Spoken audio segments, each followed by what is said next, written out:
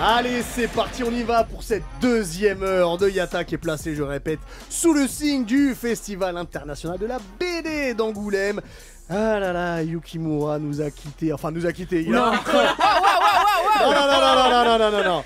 Il a pris le train, direction Angoulême, d'ailleurs vous pourrez le voir à Angoulême du 30 janvier au 2 février. Ringo, tu es toujours là? Oui, les gens ils pourront le voir, mais nous on l'a vu pendant une heure. On a parlé avec lui.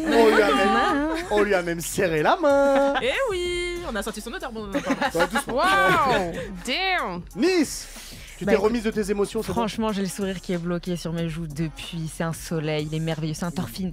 Ouais, c'est Franchement, vrai. il ressemble grave à son personnage. Ouais. On n'est pas déçus. Ouais, Voilà. Absolument. Soso, t'étais pas déçu toi non plus? Moi j'étais à côté de lui, j'ai vu son petit pantalon moulant, son regard J'ai peur au perçant. début, ouais. Ah non, c'est quelqu'un. C'est quelqu'un. Je crois il va à la salle, il fait des squats. Hein, C'est sûr. Il est bien entretenu, il a 48. Ah, il est bien entretenu J'ai pour juré, C'est un hein. viking. Mathilde, il est comme ça à 48, j'ai gagné au loto. Mathilde, tu sais quoi Après, faire maintenant. Je pense que j'ai bien choisi mon T'as bien choisi, c'est sûr et certain. Valentin a suivi du coup Yukimura. Il le suit dans les wagons là. Exactement. Il a suivi, il a pris le train et vous pourrez retrouver Valentin à Angoulême. À Angoulême, exactement. Pas que Valentin, d'ailleurs, vous y serez Yes. toutes. Moi, j'y vais demain. Pas moi. Pas, à part toi. Toi et moi, ce soir, on n'y va pas. Mais c'est tout le monde. nous tout on le y monde sera, Alice et moi. Exactement, on reste sur Angoulême puisque Gotanabe va arriver dans pas longtemps. Il sera d'ailleurs l'invité d'honneur du Festival International de la BD d'Angoulême. Mais avant tout ça, avant d'accueillir Gotanabe, on va commencer, si tout le monde est chaud, avec le hype ou pas hype. Donc du coup, vous savez comment ça marche. J'ai sélectionné quelques news qui sont tombées de mercredi à mercredi. On va voir si ça nous hype ou si ça nous hype pas. À partir de maintenant, tu n'es plus assez fort pour m'égaler. Quoi? Toutes mes techniques de combat viennent de passer au niveau supérieur. Dragon. J'adore voir Ringo qui découvre la VF de Luffy. Du coup, Netflix a officialisé une collaboration entre le live action de One Piece, donc qui est sur Netflix, et Lego. Donc on a eu le droit à une vidéo où on voit le chapeau de paille de Luffy, version Lego, et puis on voit un bras qui s'allonge, toujours version Lego, pour le ramasser. On n'a pas encore beaucoup plus de détails que ça. Maintenant, est-ce que ce merchandising vous hype ou pas, ma chère Soso? Est-ce que tu mettras ça en visu pour tes vidéos? Lego, moi je m'en tape complet. Je participe juste au cadeau commun de ma meilleure pote quand elle veut Poudlard parce que ça coûte super cher, mais je suis jamais montée dans le train Lego. Ok. Littéralement. Genre, après, j'ai vu l'image du chapeau de paille et tout en Lego, je comprends, c'est super stylé. Ouais. Surtout qu'il n'y a jamais eu Lego et One Piece. Il n'y a pas eu, mais après, là, de toute façon, la One Piece est tellement bankable que tout le monde fait des trucs. Donc, même s'il y avait Konoha, je serais en mode cool, mais je sais pas où mettre ça. Cool, je préfère avoir des vrais statues. Mais pour les fans de Lego, je peux comprendre, c'est super cool. Nice. Mais je suis super hype. Alors, j'aurais pas dit ça il y a 3 mois. On m'a offert Heureusement des que c'était Lego. pas il y a 3 mois. Alors. Non, ouais, j'aurais pas su quoi te dire à part ok. Non, là on m'a offert des Lego Gimli et Legolas. Franchement, déjà on m'a pris par les sentiments. Ma hache. Franchement, je m'y attendais pas, mais j'ai archi kiffé ce moment-là. Ouais. En fait, quand tu as des problèmes de concentration, aussi de réflexion, tu vois, quand tu as l'impression, quand tu veux te réfléchir à un sujet ou tu veux travailler sur quelque chose, il y a trop de pensées négatives ou des pensées T'arrives pas de focus. Ouais, qui vont te déranger, tu vois. Ouais. Moi, je suis grave comme ça, tu vois. Et même, il y a, par exemple, les TDA, TDAH, etc. Ça peut être bénéfique pour vous. Et même faire quelque chose sans chercher la productivité derrière.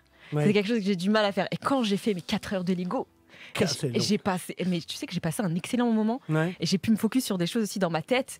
Donc moi je trouve que les Lego, il faut commencer et vous allez peut-être tomber dedans. Par contre quand vous tombez dedans, vous tombez dedans. Ça fait mal. Ouais, ça fait mal. Construisez des Gundam, vous allez voir. Bah attends, mais tu te rends compte que là récemment ils ont fait Twilight. Ils étaient déjà dans les délires de pop culture avec Zelda, Horizon. On avait eu aussi forcément Poudlard, Harry Potter. Harry Potter, il va bien sûr. Aussi, il y avait quoi d'autre? On va pas tous les faire, c'est bon. Merci, on travaille pas avec Lego, cas, mais ok. les gars, lancez-vous dans les Lego. Voilà, c'est un conseil. Ringo. Bah moi comme Soso je suis passé complètement à côté. Mais c'est vrai là ils sont en train de me faire du pied avec Twilight, One Piece. Bah oui. Bon après ça coûte cher. Je préfère les puzzles moi en général. Ok. Les puzzles c'est mieux. Les puzzles. Puzzle avec des chats. Les puzzles. Mais non me parle pas de chat, je vais vomir. Ça va oh. On n'aime pas les chats ici. On n'aime pas les chats, on n'aime pas les chats. Voilà, Team Dogo. Alors les chats, ouais, c'est vicieux, ils sont là juste pour leur intérêt, on est peut d'accord. changer il peut pas être suivant s'il vous plaît. On peut changer pour le suivant. Allez. Unite!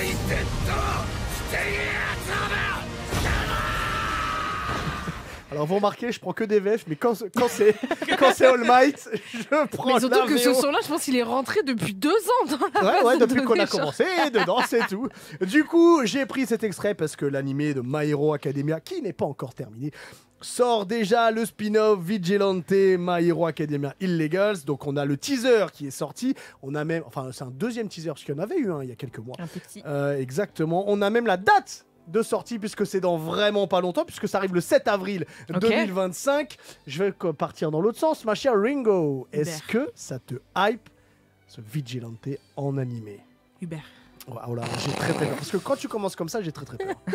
Je m'en tamponne. Oui. Je savais. Le coquillard. Je m'en tamponne de type coquillard. Aïe, aïe, aïe. Très fort. C'est un Pokémon fort. J'en ai complètement rien à faire. D'accord. Je préfère MHA de base. Ouf, j'ai cru que t'allais dire Boku no Pico. Non, Boku no Hero Academia, s'il vous plaît, madame.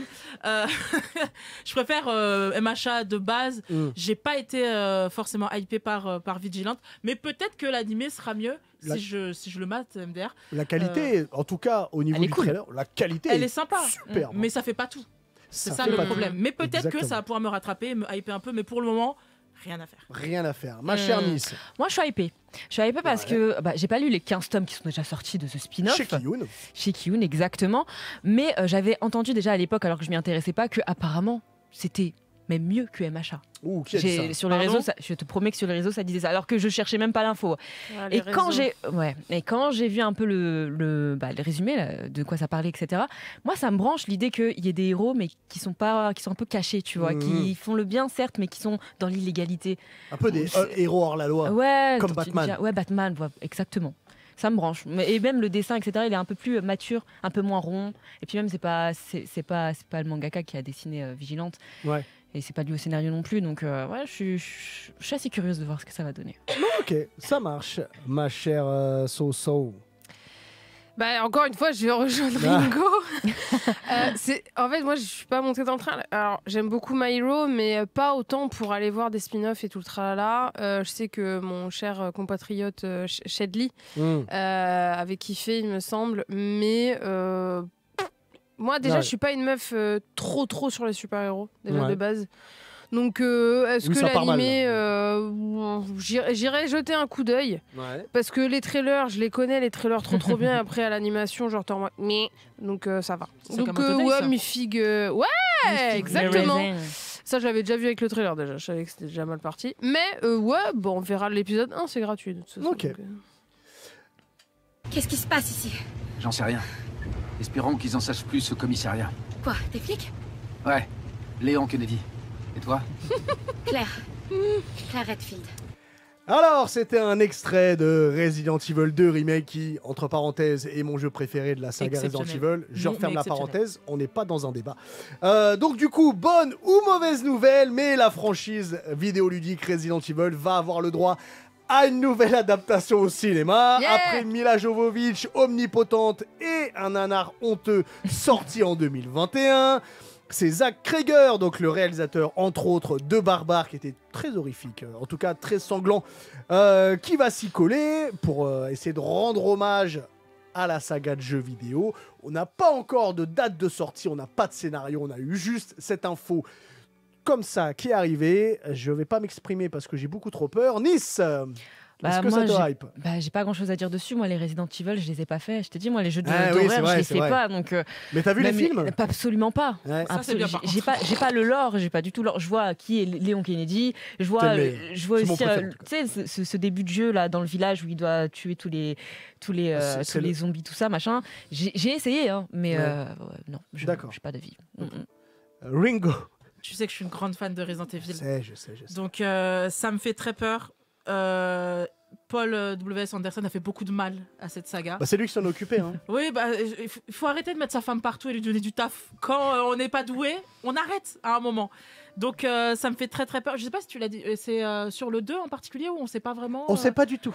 Non, s'il vous plaît. C'est un reboot, donc je pense qu'ils vont recommencer dans le 1 avec le... Avec Wesker, etc. Non, pitié, non, il faut pas... Non, qu'on laisse Chris, qu'on laisse... Bon, Jill, je l'aime pas, donc on s'en fout. Mais qu'on laisse Chris, qu'on laisse Wesker, qu'on laisse Léon, qu'on laisse Claire, qu'on laisse tout le monde, s'il vous plaît. Mais prenez Jill. Non, mais Jill, en fait, si tu fais le 1, t'es obligé de mettre Jill. Non, mais faites un truc sur elle, on s'en fout, je l'aime pas.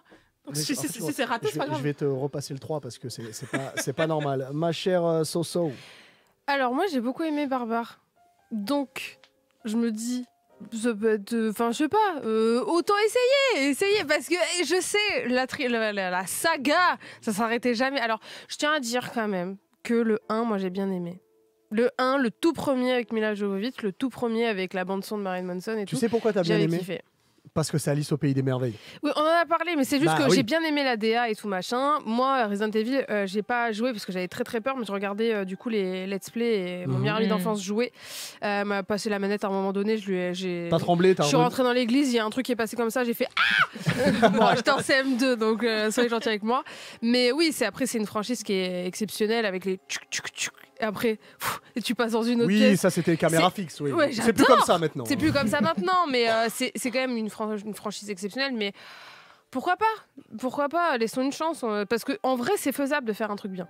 Alors, je vais me permettre de m'exprimer dessus. Bien sûr. Allez-y, monsieur.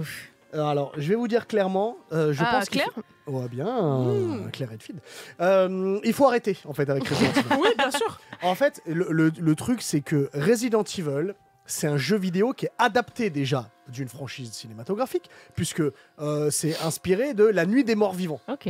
Donc de là, les réalisateurs et les producteurs veulent faire une adaptation d'un film qui est adapté d'un film. Ça marche pas. Voilà, donc non, arrêtez, vous ne respectez pas les personnages. Je ne vais pas revenir sur Bienvenue à Raccoon City où ils ont fait de Léon Kennedy la plus grande mauviette de l'histoire des flics. Oh. Mais quelle honte!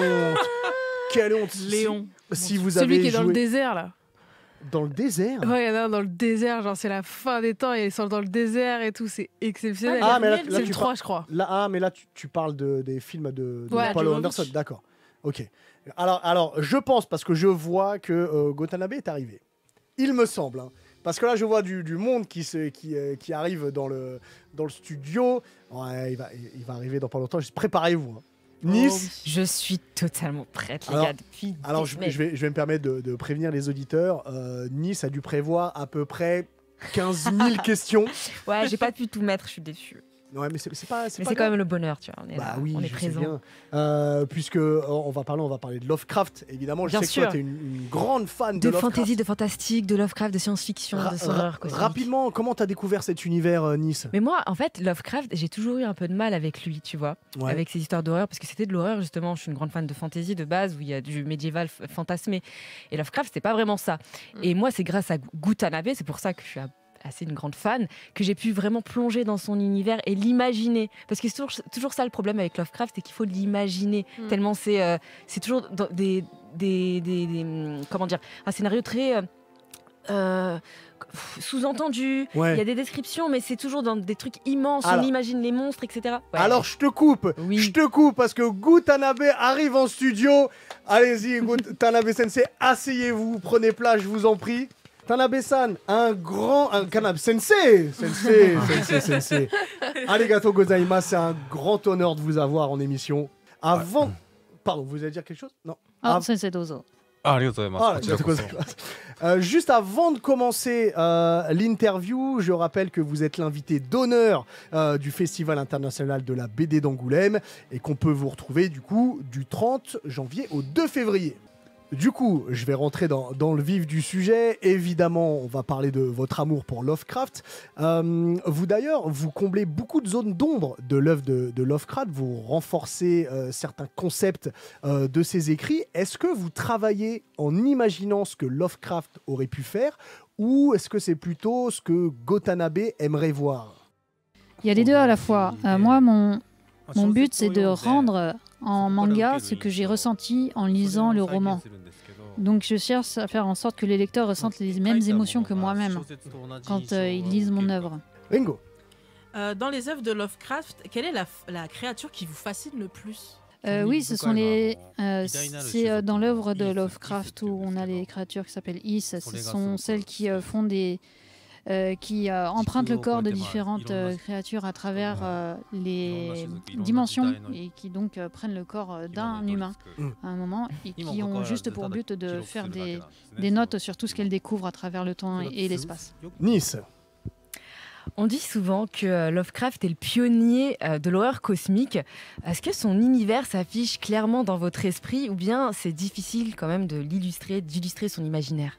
En lisant, je pense qu'on peut facilement se faire une image de ce qu'avait Lovecraft en tête. Personnellement, moi, ça me vient assez facilement, mais tout l'enjeu est de se démarquer de ce que les autres ont pu faire sur la même thématique. C'est pour ça que moi, j'utilise diverses techniques, dont des modèles 3D, afin de renforcer, de dessiner parfaitement les ombres et les ténèbres qui apparaissent dans toutes les scènes. J'ajoute également beaucoup de textures. Je fais attention à renforcer tous les détails le plus possible. Et ça me permet de donner une image beaucoup plus claire et nette de ce que moi je ressens quand je lis les romans de Lovecraft. Mais après, tout ça, c'est aussi quelque chose qui prend du temps et qui demande beaucoup de recherche et de tâtonnement à chaque fois. Nice, tu voulais rebondir sur la question. Du coup, vous dessinez sur une tablette, vous utilisez quel médium pour dessiner ? Alors, je dessine, je fais l'ancrage en analogue, mais je fais aussi une grosse partie de mon travail en numérique. Et pour ne pas me fatiguer, en fait, j'utilise des lunettes spéciales qui permettent, tout en étant allongé, de voir à 90 degrés. Donc comme ça, je peux avoir ma tablette graphique devant moi et ne pas avoir à courber le cou, à faire des efforts en même temps. Tant mieux. Soso. Oui, il faut qu'il conserve son dos, on le sait, c'est important pour les mangaka. Vous avez adapté beaucoup d'œuvres de Lovecraft, mais parmi celles que vous avez adaptées, quelle œuvre conseillerez-vous pour entrer dans l'univers de Lovecraft, selon vous ? D'abord, je conseille de commencer par les histoires courtes de Outsider, qui, je pense, sont très en phase avec ce que fait Lovecraft de manière générale. Et après ça, je recommanderais Innsmouth, qui est une œuvre plus longue, mais qui aborde à peu près les mêmes thématiques. Parfait, parce que j'ai justement une question là-dessus. La ville occupe une part très importante dans l'œuvre de Lovecraft. Comment avez-vous créé des lieux imaginaires comme Innsmouth, par exemple ? D'où vient cette création ? Pour les villes comme Innsmouth, par exemple, j'ai fait des modèles 3D pour tous les éléments. Donc pour l'hôtel, pour l'église de Dagon, tous les éléments qui apparaissaient dans le roman, je les ai d'abord créés moi-même pour mettre les éléments en place. Ringo. Les monstres occupent une place très importante dans vos œuvres et dans celles de Lovecraft, dont Cthulhu, le mythique Cthulhu. Mais est-ce que vous pensez que l'être humain est un monstre encore plus terrifiant que Cthulhu lui-même ? Oui, effectivement, les humains sont terrifiants aussi quand on voit toutes les informations sur la guerre. Et notamment, ce qui fait vraiment peur, c'est les humains qui n'ont pas de limite dans leur désir et dans leur soif de toujours plus. De ce point de vue-là, les monstres ne sont pas les pires. Soso, tu voulais réagir dessus ? Oui, parce que du coup, en entendant ça, je me dis, est-ce que s'il devait créer un manga d'horreur, il enlèverait carrément les monstres et il se concentrerait pas sur les humains ? Non, j'ai gardé les monstres parce que j'aime créer des monstres. Ok, on garde les monstres. Nice. Oui, l'admiration de l'auteur pour Edgar Allan Poe est assez connue. Vous êtes-vous imprégné de ses œuvres à ce poète un peu macabre avant de commencer à travailler sur cette adaptation de Lovecraft ? Oui, je les ai lus notamment sur les conseils de mon premier éditeur en charge. Mais dans Edgar Allan Poe, il n'y a pas de créatures. Et moi, je voulais me lancer dans quelque chose qui ait plus de lien avec des mondes imaginaires. Donc, c'est plutôt Lovecraft qui m'a parlé. Nice, tu voulais réagir ? Du coup, à part Lovecraft, est-ce qu'il y a d'autres auteurs avec des créatures dans leurs histoires qui vous ont un peu... vous ont donné envie de faire des mangas, peut-être les adapter ? Moi, j'avoue que je ne suis pas un spécialiste non plus des romans d'horreur ou quoi que ce soit. J'ai néanmoins lu Stephen King, mais il est déjà beaucoup adapté en film, donc je me suis dit il vaudrait mieux que je fasse quelque chose qui ait plus d'intérêt en manga qu'en film. Cela dit, Frankenstein, ce serait peut-être une idée qui me plairait. Avec plaisir. Je me permets de rebondir sur la question. Je suis un grand fan de Stephen King. Quel est le monstre dans les livres de Stephen King, qui vous a le plus fait peur ? Honnêtement, je trouve que Stephen King ne fait pas si peur, mais j'avais vu une scène dans un film adapté de ses romans où une machine, je ne sais plus si c'était une machine à laver ou une imprimante qui attaque les humains. Ça, c'était un petit peu effrayant, mais sinon, pas tant que ça. Je l'ai pas vu. Si je peux me permettre juste un conseil, je vous conseille, si vous ne l'avez pas lu, le livre Salem. C'est avec des vampires. Et moi, ce livre-là, à chaque fois que je le lis, même si je connais l'histoire, il me fait toujours autant vibrer et toujours autant peur. J'espère que vous l'apprécierez. Soso, Nice, pardon, tu voulais réagir. Et Ringo, c'était Ringo. Il a dit tout le monde sauf Ringo. Moi, du coup, j'aimerais bien parler un peu de cinéma. Est-ce qu'il y a un film qui vous a marqué dans l'histoire du cinéma? Il y a par exemple Nosferatu. Est-ce que c'est un monstre qui vous a marqué, ou peut-être Dracula? Alors, je peux citer The Thing. Oui, très bon. Avec Kurt Russell. Kurt Russell, tout bien, John Carpenter. C'est pas vraiment les personnages qui m'intéressaient, mais c'est vraiment le concept de la créature qui peut devenir n'importe quoi. Et je trouve vraiment ça rebutant et super intéressant. Excellent choix, c'est validé. Soso. On revient du coup, c'est peut-être une question un peu philosophique sur le rôle d'un mangaka, mais en lisant vos œuvres, on se rend compte que les images, le dessin parlent bien plus que les mots. Que ce soit votre travail sur les regards, sur les paysages, sur les villes horrifiques. Est-ce que c'est ça, au final, la force d'un mangaka? Oui, tout à fait. Ça, on peut dire que c'est la force du manga. Moi, c'est aussi la façon de créer des personnages, de les mettre en valeur, de montrer l'univers et évidemment la mise en scène. Donc, tout ça a rapport à l'image. Oui. Vous dites souvent que vous vous contentez de mettre justement en image les histoires d'un autre. J'ai l'impression que vous êtes vraiment critique envers votre travail. Pourquoi? En fait, pour moi, c'est un petit peu comme quand on gravit une montagne. C'est-à-dire qu'on a beau arriver au sommet et se dire « Ouais, j'ai réussi, je suis le meilleur ». En réalité, ça ne veut pas dire que la montagne nous appartient ou qu'on a obtenu quoi que ce soit. Donc moi, je suis vraiment juste j'emprunte le travail de quelqu'un pour en faire mon œuvre, mais je ne fais qu'emprunter quelque part. En regardant vos œuvres, on voit que vous avez un vrai sens du détail. Quand vous dessinez, il y a beaucoup de profondeur, il y a beaucoup de détails. Combien de temps ça vous prend pour faire juste une page de ce que vous voulez réaliser? Moi, j'arrive à faire au mieux 1,5 pages par jour. C'est le maximum. Ah oui, c'est beaucoup. Oui. Ringo. C'était pas à moi, si. C'est après toi, c'est moi, mais si tu veux pas parler, c'est pas grave. Si, je veux parler. Ah, d'accord. Non, je voulais savoir justement, parce que c'est parfait, vous en parliez, que vous aimez bien prendre aux autres pour adapter des œuvres, mais est-ce que vous voudrez pas vous-même créer vos propres histoires? Oui, j'aimerais bien, mais je suis pas sûre d'être encore prêt à créer une œuvre qui soit aussi forte que celle que je peux faire avec Lovecraft. Pour l'instant, je suis surtout en train de réfléchir, de mettre des idées en place et on verra plus tard. Soso, tu voulais rebondir sur la question? Oui, déjà, j'aimerais rebondir tout court sur toutes ces réponses, sur le fait qu'il soit ultra humble. En fait, j'ai l'impression qu'il n'a pas confiance en lui et c'est dommage parce qu'il fait un travail fou. Mais je voulais lui demander, c'était quoi qu'il aimait autant dans l'horreur, en fait? Depuis tout petit, j'adore l'horreur. En fait, quand j'étais un enfant, mon père m'a emmené au cinéma voir Le Choc des Titans et je me rappelle avoir été hyper effrayée par une scène avec Méduse. Et cette sensation, évidemment, j'ai eu peur, mais cette sensation m'a plu. J'ai eu envie de la revivre et j'ai continué à apprécier les œuvres d'horreur. Vous savez que c'était Walt Disney qui disait que les gens aiment avoir peur et c'est pour ça que dans tous ses parcs, il a mis une maison hantée ou un truc un peu dans le genre. Nice.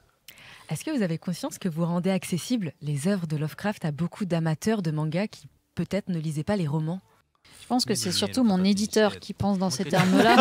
Moi, je me contente de faire ce qui me plaît et ce qui me plaît, c'est d'expérimenter et de rentrer dans le monde de Lovecraft.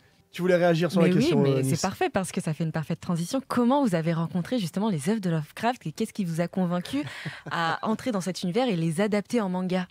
Alors c'était à mes débuts, quand j'étais vraiment tout débutant, j'ai commencé à montrer mes œuvres à des maisons d'édition et mon premier éditeur en charge était un amateur de littérature. Et à l'époque, comme je devais encore m'entraîner, il m'a proposé de chercher des œuvres qui pourraient être des œuvres de littérature qui pourraient être adaptées en manga. La majeure partie de celles qu'il m'a fait lire, en fait, c'était surtout des drames humains avec des scènes de la vie quotidienne et ça m'intéressait pas vraiment. Donc je lui ai demandé spécifiquement de me présenter une œuvre d'une échelle beaucoup plus grande avec des créatures, des monstres et une partie imaginaire. Et c'est ainsi qu'il m'a présenté Lovecraft, qui correspondait parfaitement à ce que je recherchais. Soso. Du coup, tout à l'heure, vous avez dit qu'il y avait votre papa qui vous avait montré un film qui vous avait choqué, c'est pour ça que vous aimez autant l'horreur.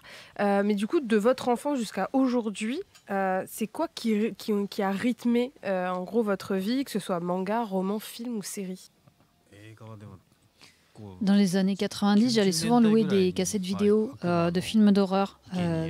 Mais j'ai les titres en japonais et il faudra que je recherche en français. Donc des films américains en fait, souvent. Akuma no Ikenye, Akuma no Harawata et des films de zombies. Donc c'est tous ces films d'horreur en général qui m'ont beaucoup influencé. Il n'y en a pas un parmi d'autres, c'est vraiment tout cela. Et en manga, il y a les œuvres de Kazuo Umezu ou les œuvres de Shigeru Mizuki. C'est pas vraiment de l'horreur pure et dure, mais ça m'est resté en mémoire. Ça fait quand même flipper. Hein. Nice, tu voulais réagir sur ça? Parce qu'on parlait d'enfance, mais au final, il y a une question qu'on pose tout le temps et que là, on n'a pas posée encore, parce que chacun a son histoire. Comment vous avez décidé de devenir mangaka? Parce que vous avez une patte graphique vraiment reconnaissable qui vous correspond. On vous reconnaît parmi 1000. J'aimerais savoir pourquoi ce choix de carrière et comment vous avez appris à dessiner en fait? Quelles sont vos inspirations aussi, peut-être vos sensei? Personne ne m'a vraiment appris en particulier. Quand j'étais enfant, j'étais vraiment, comme beaucoup, entourée de mangas, de films. Et dès ce moment-là, je me suis dit, quand je serai plus grand, j'aimerais soit être peintre, soit être mangaka, soit être illustrateur. Et j'ai choisi la voie du manga parce que j'avais l'impression que je pouvais y arriver. Mais c'est vrai que c'est un métier finalement assez dur, aussi bien physiquement qu'au niveau du respect des dates butoirs et du maintien de la qualité. Mais j'ai quand même réussi à remplir les conditions demandées. Je me suis pas pour apprendre à faire du manga, j'ai juste lu énormément de mangas. Donc j'ai par exemple Shigeru Mizuki ou Kazuo Umezu. Je lisais aussi pas mal de Gekiga, de mangas un petit peu plus adultes. Mais j'ai voulu ne pas justement copier ce qui avait déjà été fait et trouver ma propre particularité pour me démarquer. Et c'est comme ça que j'ai commencé à utiliser les modèles 3D pour donner une patte spécifique. C'est impressionnant. C'est impressionnant. Ringo, tu auras la dernière question. Ah, c'est parfait. Eh oui. Je ne sais pas si vous êtes au courant, mais en France, on est très fan de votre travail. Mais ce qui rajoute une plus-value, en plus déjà de vos travaux qui sont exceptionnels, c'est l'édition française qui est tout aussi exceptionnelle que nous propose Kiyun. Est-ce que vous avez déjà eu l'occasion de la voir et qu'est-ce que vous en pensez? J'ai été bluffée, ça m'a vraiment fait énormément plaisir. De base, moi j'aime les choses anciennes, les choses qui paraissent un peu antiques. Et ils servent. Donc ça m'a vraiment marqué. Notamment parce que en plus non seulement Kiyun a réussi à toucher le public français, mais en plus les maisons d'édition d'autres pays alentours s'en sont inspirées et ça leur a donné envie de sortir Lovecraft sous une forme qui ressemble. Donc, en Italie, moi, elle est magnifique. Italia Gobanga, monosugoi kirei. Ah oui, vous parlez de la version un peu jaune. Oui, très étonnante et magnifique aussi. Donc voilà, grâce à Kiyun, j'ai pu être publié dans de nombreux pays et je leur en suis très reconnaissant. Et nous aussi. Oui. Watanabe Sensei, arigatou gozaimasu. C'était un vrai plaisir. Merci. Un vrai plaisir. Encore une fois, un grand merci à Watanabe d'avoir été avec nous. Et je rappelle qu'il est l'invité d'honneur du Festival international de la BD d'Angoulême. C'est pas pour rien. Et ce n'est pas pour rien. C'est impressionnant. Du coup, est-ce qu'on va rester dans un univers joyeux avec toi, ma chère? Là, on va rigoler. On va rigoler. Rigolons. Allez, rigolons, je t'en prie. Le clown raciste. Bien. Donc c'est parti pour le Himitsu. On a eu la chance de recevoir l'auteur de Vinland Saga et pour cet Himitsu je me suis dit et si je parlais de l'histoire du Vinland, car oui l'auteur se base sur une histoire, une véritable histoire. Mais je me suis dit, Soso, c'est pas le moment de spoiler les gens, tout le monde n'est pas forcément à jour, j'ai pas envie de me faire défoncer par Face, on a déjà fait un problème avec Arcane, donc voilà. Mais aussi Vinland Saga, vous allez voir ma réflexion. Mais aussi Vinland Saga, c'est depuis 2004, ça fait plus de 20 ans qu'il est dessus, comme tout bon seinen, il a pris son temps, et c'est tant mieux. Mais surtout, on va voir la fin. Parce qu'il reste que quelques chapitres. Et parce que des mangas qui sont pas finis, il y en a. Vous voyez ma réflexion? Il y en a un, ça fait 30 ans, il est pas fini. Ça arrive. Je pense à Nana de Ayazawa, Mon cœur se brise, Berserk de Kentaro Miura, Au secours, PLS, car il nous a malheureusement quittés. Et je pleure encore. Ou encore, bien évidemment, Hunter x Hunter de Yoshihiro Togashi.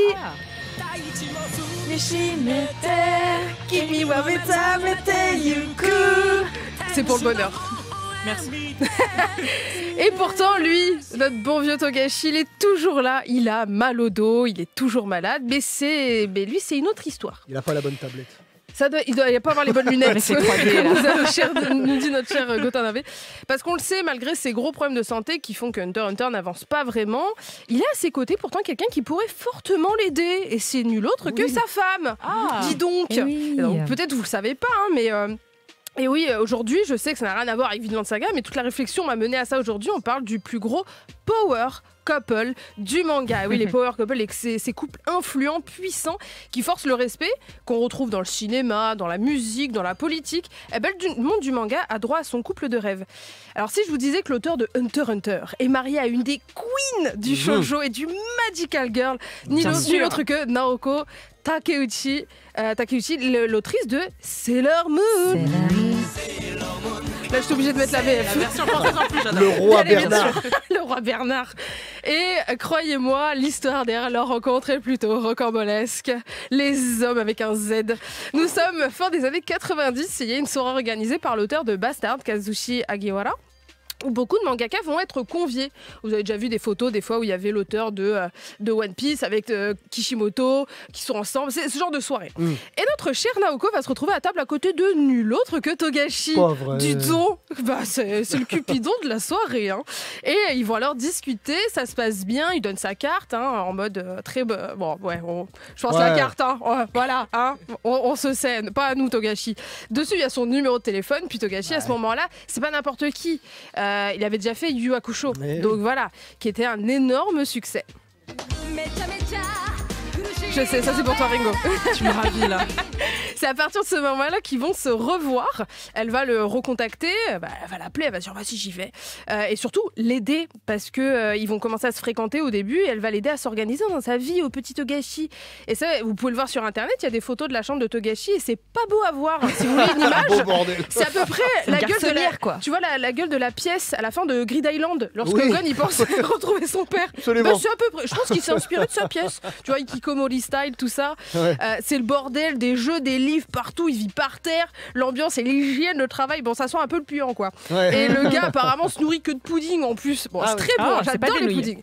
Mais les hommes, vous ferez quoi sans nous, sérieux, de vrais Goa'uldan vraiment. Et notre cher Naoko fréquente notre cher Togashi, mais lui il a pas l'air autant investi. Elle l'aide en tant qu'assistante, elle sait qui il est et il travaille sur un nouveau projet. Vous vous demandez lequel. Sauf que pour la petite anecdote, il va lui avouer que Sailor Moon, il connaît pas. Elle est douée, c'est cool. Les hommes avec un Z. Mais c'est pas grave, c'est pas ça qui va briser leur couple. Non. Ça fait un moment qu'ils se sont rencontrés et ils se sont fiancés. Ça c'est beau. Attention, sauf que Naoko se demande s'il est vraiment sérieux dans leur relation parce que qui dit fiançailles, elle dit mariage. Je voudrais pas vous sortir la chanson, mais elle va lui demander s'il est vraiment investi. Elle lui parle de ses inquiétudes. Le gars a pas envie de s'occuper de la date du mariage ni de quoi que ce soit d'autre d'ailleurs. C'est très bien. Et ça l'inquiète de fou à Naoko Takeuchi. Et voici ce qu'il va lui répondre. Nous allons tous les deux garder notre nom de famille, vivre séparés et travailler. C'est bien. De notre côté, nous n'allons pas déranger le travail de l'un et de l'autre. Pas d'enfants, aucun contrat de mariage légal. Je ne veux pas de cérémonie. La tromperie est permise et ce des deux côtés. Est-ce que c'est comme secret du bonheur? Et comme toute personne saine d'esprit avoir entendu ça, Naoko elle va annuler le mariage. Non mais il se prend pour qui? Lui il est là, elle le soutient, elle lui prête des feuilles avec marqué Sailor Moon dessus, elle le soutient psychologiquement et physiquement, elle est investie, lui il dit ça. Va te faire foutre le mariage dans le cululu. Et là c'est le choc. Notre petit Togashi commence à se rendre compte qu'il va perdre une belle gosse, parce que vous pouvez aller voir sur Google, elle est trop belle.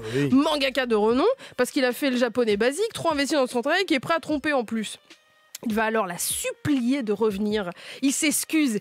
Et là, le mariage est accepté. On rentre dans les règles, pas de tromperie, rien du tout. La seule chose qui est restée parmi ce qu'il avait dit, c'est qu'effectivement, ils ont gardé leur nom de famille respectifs.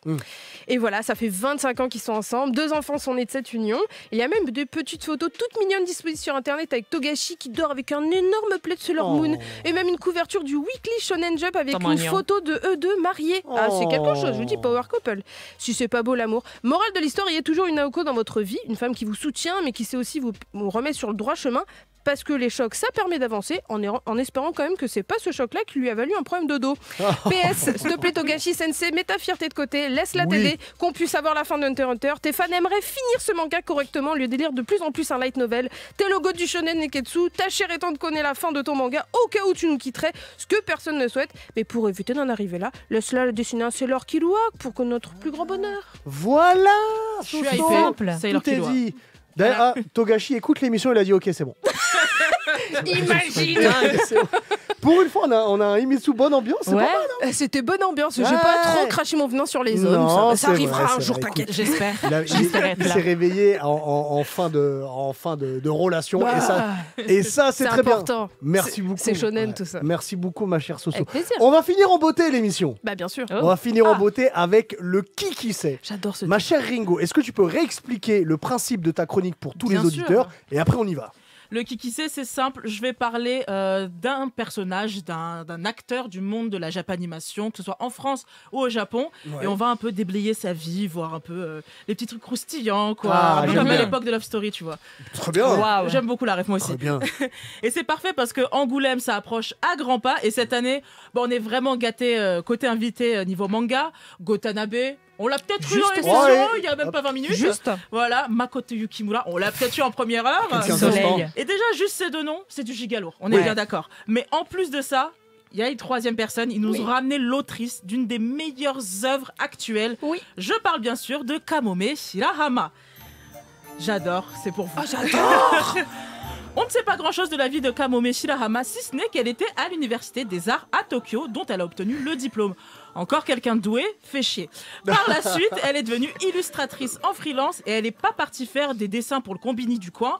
Elle a travaillé pour Marvel, notamment sur la série Star Wars Dr. Alpha, où elle a signé pas moins de 8 couvertures en 2016. Et en 2018, elle remet le couvert où elle dessine la couverture Star Wars The Last Jedi.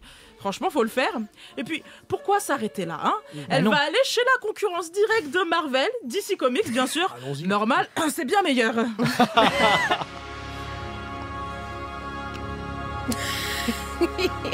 C'est important. Danny Elfman.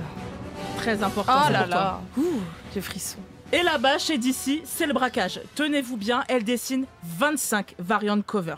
25. C'est énorme. Et sur plusieurs séries en plus. Bad Girl and the Birds of Prey, Nightwing, Shazam, Wonder Woman. Elle a roulé sur tout le monde. Mais le pire dans tout ça, vous savez, c'est quoi? C'est qu'elle publiait déjà son manga phare à ce moment-là. Donc la meuf, elle a le temps de bosser sur son manga et de faire des illustrations pour les 2 plus grands éditeurs de comics aux États-Unis. Et on va me faire croire que Togashi... Non, c'est bon, je plaisante. Les femmes avec un F majuscule. Laissez cet homme se reposer et se soigner.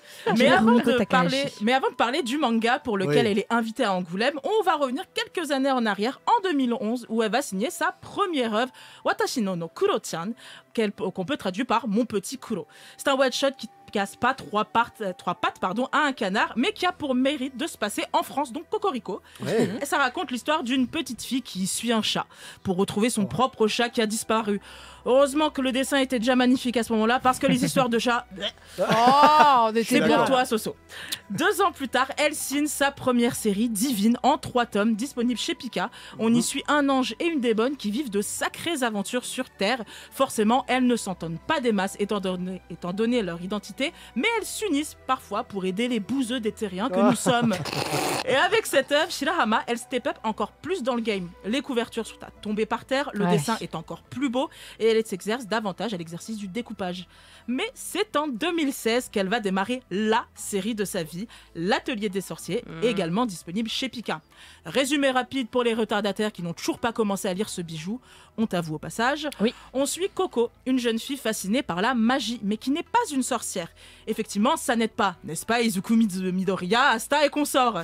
Un jour, un magicien du nom de Kifray va débarquer dans son village et c'est là qu'elle va prendre conscience de comment fonctionne la magie. Pas forcément besoin d'être une sorcière de naissance. Donc qu'est-ce qu'elle va faire? S'entraîner avec des artefacts, sauf que c'est pas vraiment à la portée de tout le monde en fait, et vaut mieux être à bonne école. Ni une ni deux, Kifray va donc la prendre sous son aile et en faire sa disciple. Alors, je vais arrêter tout de suite les Jean-Claude Shonen, c'est pas un shoujo. Et ouais, c'est un seinen. Non mais je le précise parce que pour certains, ils sont encore bloqués en 2003 avec ces termes. Jean-Claude Shonen, je le garde. Merci. L'Atelier des sorciers, je vous en parle depuis la première saison d'Yata. Et on en a déroulé du cap depuis. Titre. Ouais, bien. Je ne sais pas ce que vous attendez. Foncez sur cette œuvre tout bonnement magique. L'univers est dingue, les personnages sont tous attachants, les thématiques sont riches et bien traitées. Et en plus, y a un animé qui arrive cette année. Ah, incroyable.